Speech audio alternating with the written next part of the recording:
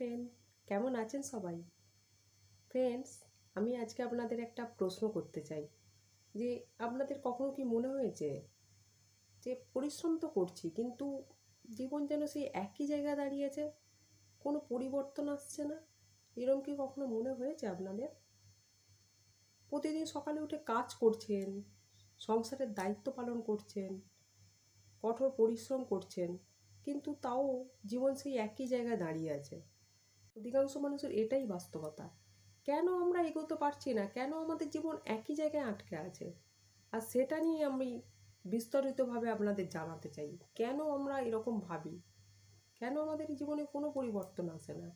আমি সঙ্গীতা চক্রবর্তী, একজন motivation speaker. আমি কলকাতায় থাকি। চলুন জেনে নেওয়া যাক সেই বিস্তারিতভাবে যে আমাদের জীবনে কেন কোনো পরিবর্তন আসে না। দাঁড়িয়ে যদি আমরা এই বাস্তবতাটা দেখি, তাহলে দেখতে পাবো অধিকাংশ মানুষই কেউ চাকরি খুঁজছে, পাচ্ছে না। কেউ ব্যবসা করছে, লাভের বদলে ক্ষতি হচ্ছে বেশি। কারো প্রতিভা থাকা সত্ত্বেও সুযোগ পাচ্ছে না। আবার কেউ অন্যের সাফল্য দেখে নিজেকে ছোট বলে মনে করছে। আজকের দিনে এই সোশ্যাল মিডিয়ার যুগে আমরা অন্যের সাফল্য তো দেখি, কিন্তু তাদের পেছনে যে সংগ্রামটা আছে, এই সফলতার পেছনে তাদের যে সংগ্রামটা আছে, সেটা কিন্তু আমরা কেউ দেখি না। আমরা তাদের সংগ্রামটা দেখি না বা জার্নিটা দেখি না বলেই আমরা ভাবি যে আমার জীবনই বোধহয় কঠিন, অন্য কারো জীবন এত কঠিন নয়, কারো জীবনে কোনো সংগ্রাম ছিল না বা নেই, এরকম কিছু ভাবি। এর উত্তর হলো না, আপনি একা নন। পৃথিবীর প্রায় সব মানুষই এই সাকসেসের পেছনে বা সফলতার পেছনে সংগ্রাম করেছে, তবেই তারা এগোতে পেরেছে।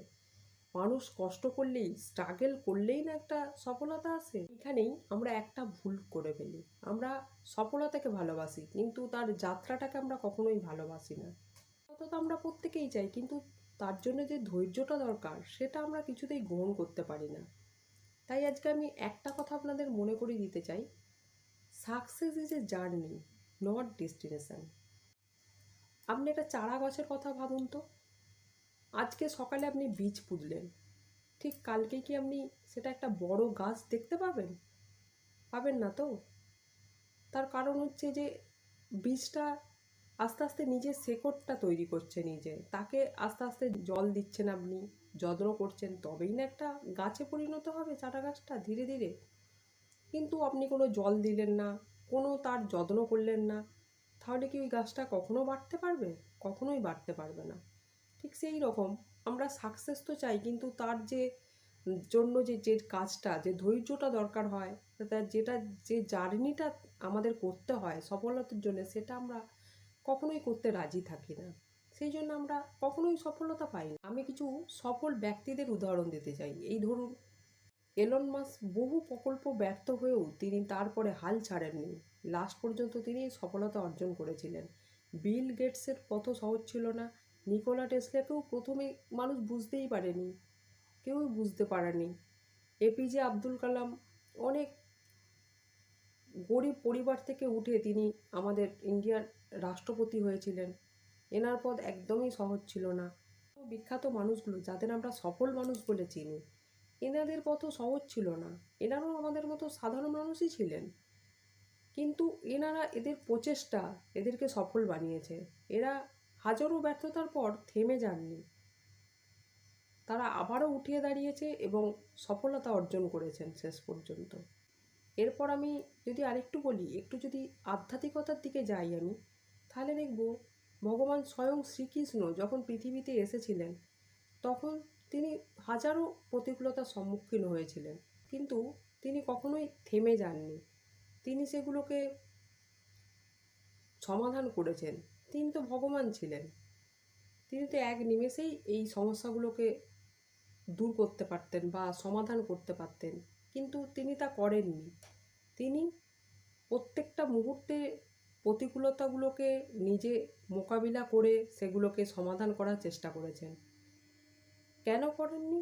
না, তিনি সাধারণ মানুষকে শেখাতে এসেছিলেন যে কিভাবে সমস্যা তো জীবনে থাকবেই, সেই সমস্যার সাথে কিভাবে মোকাবিলা করে তবে সেই সমস্যাটাকে সমাধান করা যায়, তিনি আমাদের এটাই শিখিয়েছিলেন। তাই আমাদেরও সবসময় এটা মনে রাখতে হবে যে সমস্যা কোনোদিনও এমনি চলে যাবে না। আমাদের মনে রাখতে হবে সমস্যা যেমন আমাদের আছে তেমন সমাধানও অবশ্যই আছে, সেটা আমাদেরই খুঁজে বার করতে হবে। অন্য কেউ এসে আমাদের হেল্প করবে না, আমাদের নিজেদেরই সেটা খুঁজে বার করতে হবে। অনেক তো ভগবানের কথা বললাম, সফল মানুষের কথা বললাম, কিন্তু এবার নিজেদের কথাও একটু যদি বলি তাহলে কেমন হয়? আসলে আমার নিজের জীবনেও অনেক কঠিন পরিস্থিতি এসেছে।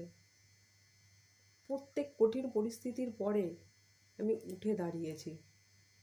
হ্যাঁ, কঠিন পরিস্থিতির সময় আমার মনটা হয়তো খুবই ভেঙে গিয়েছিল, কিন্তু তারপরেও প্রত্যেকটা মুহূর্তে, প্রত্যেকটা কঠিন পরিস্থিতির পর আমি উঠে দাঁড়িয়েছি এবং নিজেকে প্রমাণ করার চেষ্টা করেছি। আমি হার মানিনি কখনো। তাই বলবো, আপনারাও কখনো হার মানবেন না।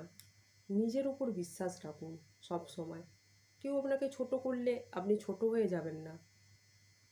কেউ আপনাকে বলল যে আপনি এটা পারবেন না, আপনি সেটা কখনোই বিশ্বাস করবেন না। নিজের উপর ভরসা রাখুন। যদি বলেন যে আমি পারবো, তো আপনি অবশ্যই পারবেন। তাই হাল ছাড়বেন না কখনো, হার মানবেন না। ধৈর্য, পরিশ্রম, বিশ্বাস এবং সঠিক মানসিকতা, এই 4টে জিনিস আপনাকে আপনার গন্তব্যের দিকে এগিয়ে দিতে পারে। তাই আজ থেকে নিজেকে বলুন যে আমি প্রত্যেক দিন একটু একটু করে শিখব, একটু একটু করে এগিয়ে যাব। আমি ধৈর্য হারাবো না, নিজের ওপর বিশ্বাস হারাবো না। এই কথাগুলো নিজেকে আজ থেকে বলুন। আজকের ভিডিও এই পর্যন্তই। দেখা হচ্ছে পরের ভিডিওতে। ভিডিওটি ভালো লাগলে অবশ্যই চ্যানেলটিকে সাবস্ক্রাইব করবেন, লাইক করবেন এবং প্রচুর শেয়ার করবেন। কারণ কারো জীবন বদলানোই হচ্ছে আমাদের মূল লক্ষ্য। তাই সবাই খুশিতে থাকবেন, ভালো থাকবেন, সুস্থ থাকবেন।